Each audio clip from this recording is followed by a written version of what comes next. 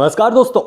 आज के इस वीडियो में दो ऐसी भूतिया घटनाओं की स्टोरी लेकर आपके सामने आ गया हूं जिसे सुनकर आपको डर भी लगेगा और मनोरंजन भी होगा।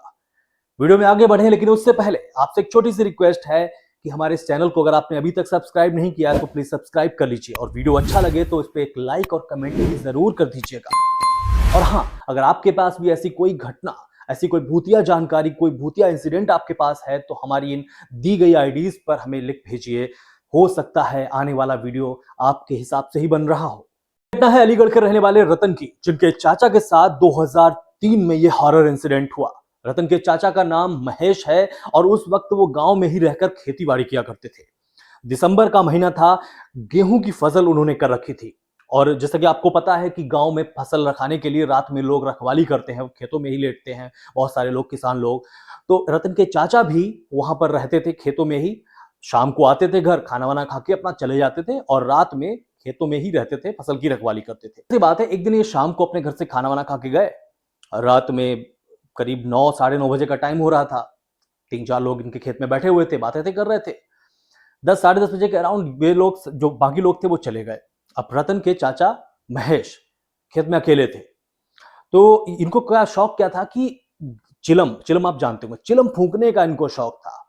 तो ये क्या करते थे, इनके पास एक छोटा सा ट्रांजिस्टर भी था। ट्रांजिस्टर पे अपना गाना लगा लेते थे, कोई भी कुछ भी लगा लेते थे, ट्रांजिस्टर पे सुनते रहते थे और चिलम सुलगाते हुए अलाव जलाते थे और उसी के पास बैठे रहते थे, अपना देर तक रात तक बैठे रहते थे अकेले। एक दिन की बात है, आसपास के लोग थे, आए हुए थे।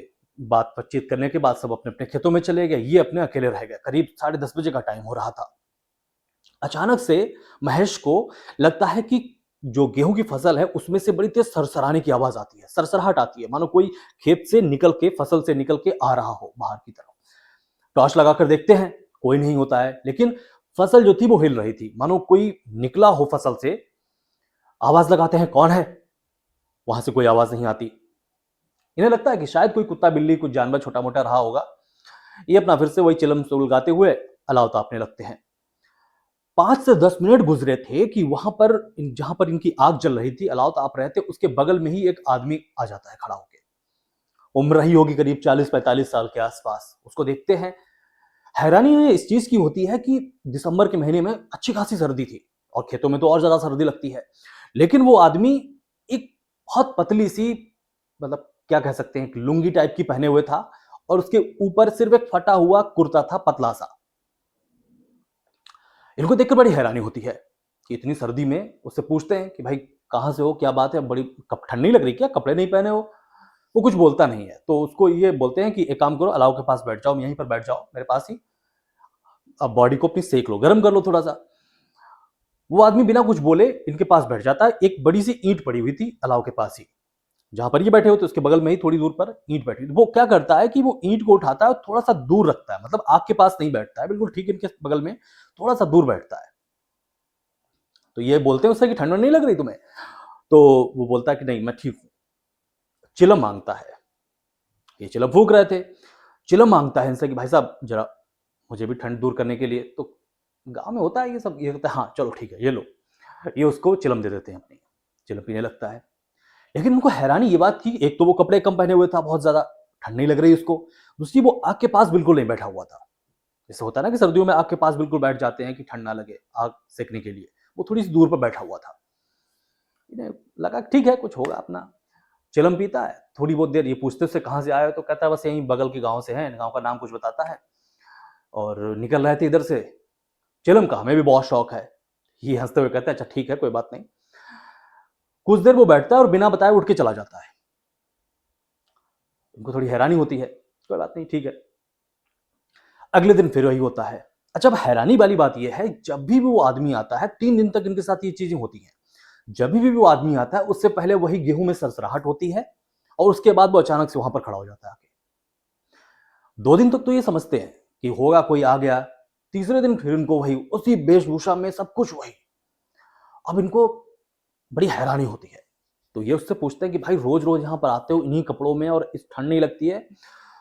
तो वो कहता नहीं भैया बस। और मजे की बात ये थी कि वो हमारी तो आपकी तरह नॉर्मल आवाज में बातें नहीं कर रहा था। वो नाक बैठा के बात कर रहा था। जैसे ये बोलते हैं कि क्या चाहिए आपको? तो बोलता है तेलम पिला दो, तेलम। तेलम पिला दो, जिससे नाक से होता है ना, नाक से बोलता है। तो इनको लगता है कि पता नहीं क्या ये क्या इंसान है, क्या मतलब इनको कुछ समझ में नहीं आता। अच्छा अगले दिन क्या होता है कि अच्छा कुछ और कर भी नहीं रहा था, वो आता था, बैठता था और आग से दूर ही बैठता था हमेशा, और चिलम पीता था और अपने से चला जाता था। अगले दिन ये अपने यार दोस्तों को बताते हैं कि भैया ये ऐसा-ऐसा हो रहा है, क्या करें? तो एक बड़े बुजुर्ग थे इनके परिवार में, वो कहते हैं कि ये कोई आम आदमी तो लग नहीं रहा, एक काम करो, जब अगली बार वो आएगा ना, तो जहाँ पर वो बैठता है पता है तुम्हें? तो ये कहते हैं हाँ, वो आता है और एक ईंट पड़ी हुई है उसके ऊपर बैठ जाता है। तो वो कहते हैं कि एक काम करना, जो ईंट रखी है ना, उसको खूब गर्म करना। जब तुम्हें पता है कि जिस टाइम आता है उसके आस-पास के टाइम पे उस ईंट को खूब गर्म कर लेना आग पे और इस ईंट को वहाँ पर रख देना और उससे बोलना कि इस पे बैठ जाओ। फिर देखते हैं क्या है। तो ये कहते हैं अरे कोई आदमी है वो जल जाएगा फालतू में आप, कहते हैं नहीं, तुम ईंट रखो तो। अच्छा भाई बड़े बुजुर्ग बोल रहे हैं तो मानना पड़ेगा।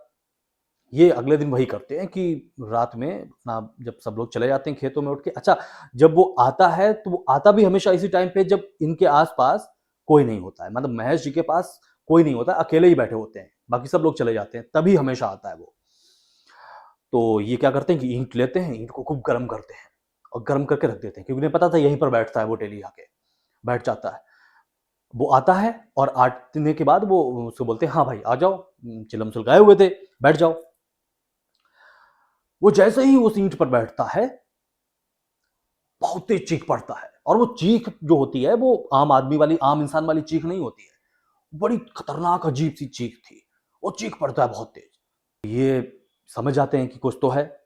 तो ये भी उसको मतलब चूँकि आग पड़ी हुई थी तो आग की एक ये लकड़ी उठाते हैं जलती हुई, कहते हैं भूत-प्रेत आग के पास नहीं आते। आग की लकड़ी उठाते हैं उसके पीछे भागना शुरू कर देते हैं। वो इतनी तेज भागता है वहाँ से गालियाँ देते हुए और आगे जाके वो हवा हो जाता है, मतलब दिखता नहीं है, अचानक से गायब हो जाता है भागते-भागते। तब इनको समझ में आता है कि वो कोई आम आदमी नहीं था, वो कोई प्रेत, कोई पिशाच कुछ था, कोई भटकती हुई आत्मा थी।